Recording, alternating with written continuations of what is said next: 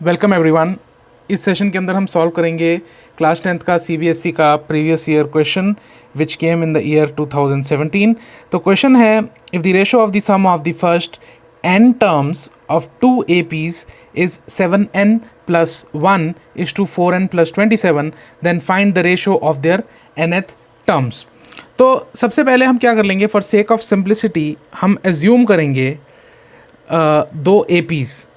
आप कोई भी दो AP एज्यूम कर सकते हैं।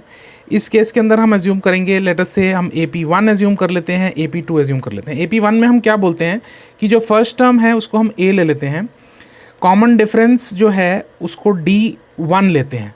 तो जो सेकंड टर्म होगी वो A प्लस D1 हो जाएगी। Next term will become A plus 2 times of D1 and so on. अगर इसकी हमें जनरल टर्म लिखनी पड़े तो that will become A plus n minus 1 times into the common difference which is D1। उसी तरह हम AP2 में क्या करते हैं, इधर हम फर्स्ट टर्म को B ले लेते हैं और इस केस के अंदर कॉमन डिफरेंस को हम D2 ले लेते हैं। तो सेकंड टर्म जो हो जाएगी वो B प्लस D2 हो जाएगी। Third term will be B plus 2 times D2 and so on. जो nth जेनरिक टर्म हम लिख सकते हैं B plus n minus 1 into D2 हो जाएगा। अब ये लिख लेते हैं कि इस केस में गिवन क्या है। तो आप क्वेश्चन को एक बार फिर से रीड करिए। क्वेश्चन है, if the ratio of the sum of the first n terms. तो अगर AP1 की फर्स्ट n टर्म्स के अंदर हम जो फॉर्मूला है, हमने दो फार्मूले सीखे हैं, n/2 into A plus L और n/2 into 2A plus n minus 1 into D। तो इस केस में क्या हो जाएगा, हम n टर्म्स की बात कर रहे हैं, n/2 and we will have 2A plus n minus 1 times D1 हो जाएगा। और हमें दूसरी AP पता है, वो भी उसमें भी n टर्म्स का ही सम लेना है, बट इसमें 2B हो जाएगा plus n will remain the same और ये D2 हो जाएगा। तो is equal to 7n plus 1 divided by 4n plus 27। इसको हम एक इक्वेशन लेटर से 1 मान लेते हैं।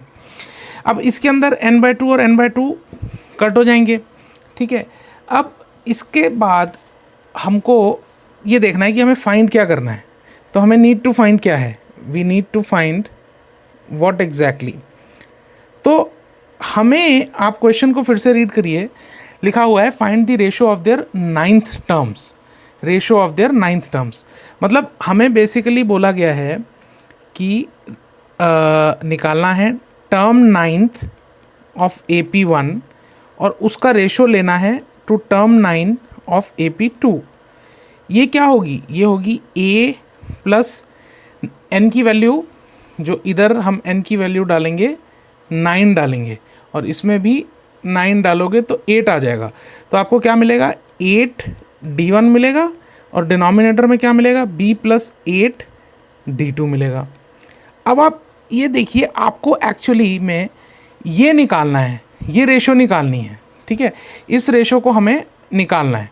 तो इस रेशो को अगर हमको निकालना है तो this is the thing we have to find. अब इसको अगर निकालना है तो ये वाली टर्म जो है, ये जो हमारा यहाँ 2A है, यहाँ A है, तो कंपैरिजन जो है, अगर हमें इन दोनों का कंपैरिजन करना है तो हम क्या करते हैं, वन इक्वेशन को थोड़ा सा ट्वीक करते हैं, ठीक है। हम बेसिकली क्या करेंगे, हम यहाँ सिंप्लीफाई करेंगे।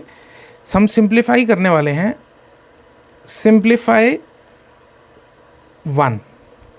अब 1 को सिंप्लीफाई करने का क्या तरीका है, आप 2 कॉमन ले लीजिए, इसमें 2 कॉमन लीजिए, A plus n minus 1 divided by 2 into D1 और यहाँ भी आप 2 कॉमन लीजिए, B plus n minus 1 divided by 2 D2 is equal to 7n plus 1 divided by 4n plus 27।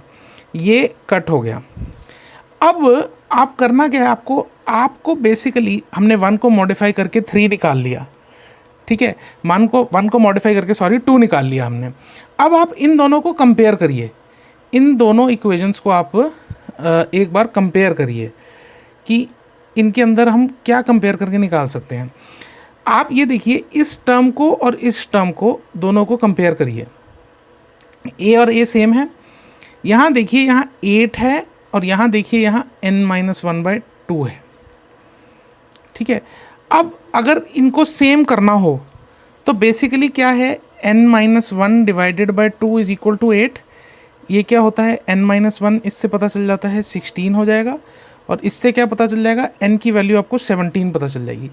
अगर आप n की वैल्यू 17 इस इक्वेशन में डाल देते हैं, अगर आप n की वैल्यू 17 इस इक्वेशन में डाल देते हैं तो पुट n इक्वल टू 17 इन 2, अगर आप इसमें 17 डालोगे तो क्या होगा, ये जो इसका लेफ्ट हैंड साइड है वो हो जाएगा a plus 17-1/2 times d1 divided by b plus 17-1 divided by 2 d2।